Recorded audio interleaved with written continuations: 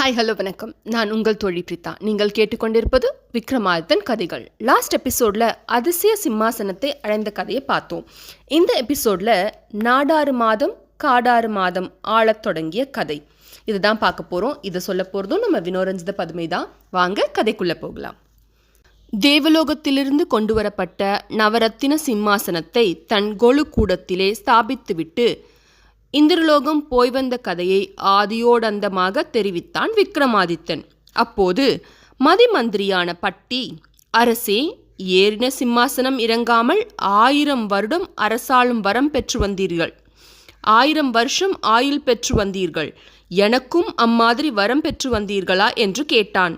அதை கேட்ட அரசன், பட்டி, உன்னை நான் மறந்துவிட்டேனே என்று சொல்லி மிகவும் வருந்தினான். கவலைப்படாதீர்கள் என்று சொல்லிவிட்டு புத்திசாலியான பட்டி 2000 வருஷங்கள் வாழும்படியான வரம் பெற வேண்டுமென நினைத்து 32 ஆயுதங்களையும் தரித்து இரவு 10 நாழிகைக்கு மேல் குலதெய்வமான பத்திரகாளி அம்மன் கோவிலுக்கு சென்றான். அவன் சென்ற சமயம் தேவி நகர் ஊர்வலம் சென்றிருந்தாள். ஆகவே அவள் சன்னிதானத்தில் தோத்திரம் செய்து கொண்டு நின்றான். அப்போது பத்திரகாளி அம்மனும் திரும்பி வந்து அவனை பார்த்து, பட்டி, இந்த அர்த்தராத்திரியில் இங்கு வந்ததன் நோக்கம் என்ன? சொல் என்று கேட்டாள்.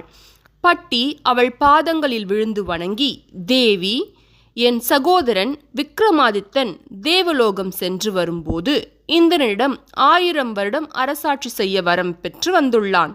அடியேன் தங்களை தவிர வேறு யாரையும் சரணடைந்ததில்லை. ஆகவே என் மீது கருணை கொண்டு எனக்கு 2000 வருடம் ஜீவித்திருக்க அருள் புரிய வேண்டும் என்று பிரார்த்தித்தான்.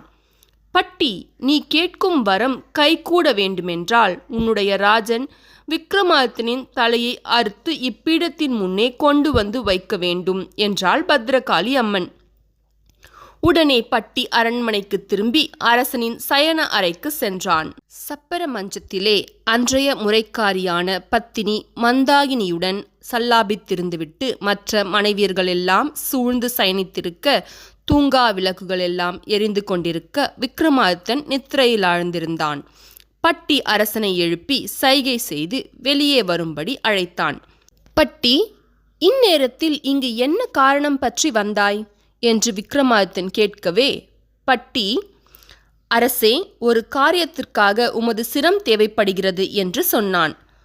ரொம்ப சந்தோஷம் பட்டி, எடுத்துச் செல் என்று தரையிலே அரசன் படுத்துக்கொண்டான். பட்டியும் அரசன் தலையை அறுத்து எடுத்து தேவியின் பலிபீடத்தில் கொண்டு வந்து வைத்தான்.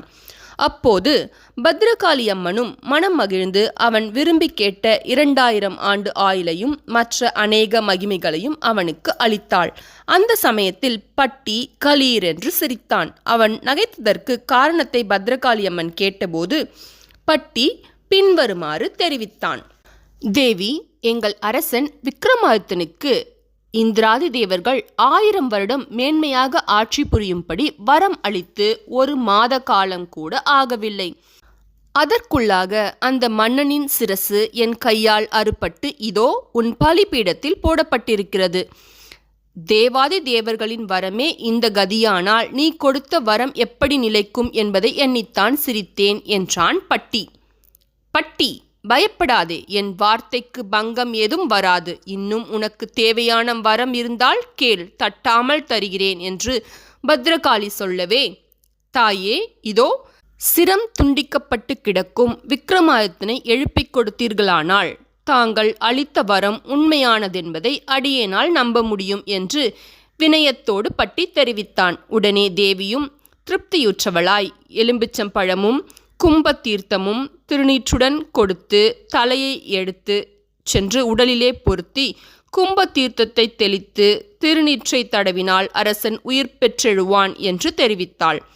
அவ்விதமே பட்டி உயிர் பெற்றெழ செய்தபோது தன் சாமர்த்தியத்தினால் அம்மனிடமிருந்து 2000 வருடம் ஆயுள் பெற்று வந்த பட்டியை கண்டு அரசன் சொன்னான். பட்டி, தேவர்கள் எனக்கு கொடுத்த ஆயுளோ 1000 வருஷங்கள்தான். ஆனால் நீயோ நம் பத்ரகாளி அம்மனை திருப்தி செய்து 2000 வருஷங்கள் ஆயுள் பெற்று வந்துள்ளாய். நாம் இருவரும் சம ஆயுளுடன் வாழ இப்போதும் வழியில்லாமல் போய்விட்டதே. இதற்கு என்ன யோசனை செய்வது பட்டி என்று விக்ரமாதித்தன் குழம்பினான். அரசே, வருந்தாதீர்கள், உமக்கு மேலும் 1000 வருஷங்களை நீட்டிவிடுகிறேன். ஏறிய சிம்மாசனத்திலிருந்து இறங்காமல் 1000 வருடம் ஆட்சி புரியும்படித்தானே தேவர்கள் வரமளித்திருந்தார்கள். தங்கள் நாட்டிலே சிம்மாசனத்தில் ஏறி 6 மாதங்கள் ஆட்சி புரியலாம். பிற்பாடு 6 மாதங்களை காடுகளில் சஞ்சரித்து பொழுதை கழிக்கலாம். அவ்விதம் பார்த்தால் தேவர்கள் குறிப்பிட்ட கெடு முடியும் சமயம் தங்களுக்கு ஆயுள் 2000 ஆகிவிடும் என்று யுக்தி கூறினான் பட்டி. பட்டியின் புத்தி சாமர்த்தியத்தை கண்ட விக்ரமாதித்தன் அவனை பலவாறாக கொண்டாடினான்.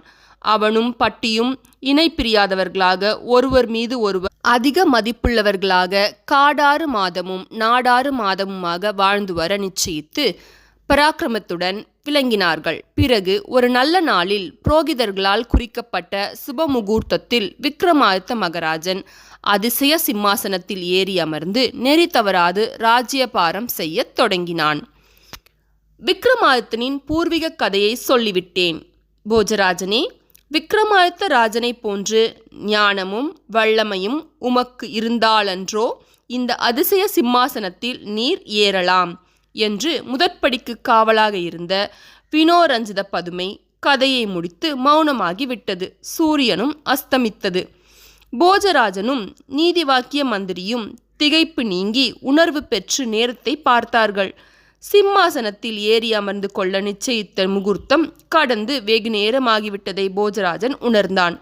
சுப வேலை தவறிவிடவே சிம்மாசனத்தின் மேலே ஏற விரும்பாமல் கீழே இறங்கி அந்தப்புரத்திற்குள் சென்று சப்பர மஞ்சத்திலே சயனித்து கொண்டான். இதோட இந்த ஸ்டோரி முடிஞ்சிச்சு. நம்ம ஃபஸ்ட்டு படிக்கு காவலான வினோரஞ்சித பதுமை சொல்லிய 5 கதையும் கேட்டு முடிச்சிட்டோம். நெக்ஸ்ட்டு செகண்ட் படிக்கு காவலான பதுமை யார், அவங்க என்ன கதையை சொல்ல போகிறாங்க அப்படிங்கிறத நெக்ஸ்ட் எபிசோடில் பார்க்கலாம். அதுவரை இணைந்திருங்கள். நான் உங்கள் தோழி பிரித்தா. Tata, bye bye.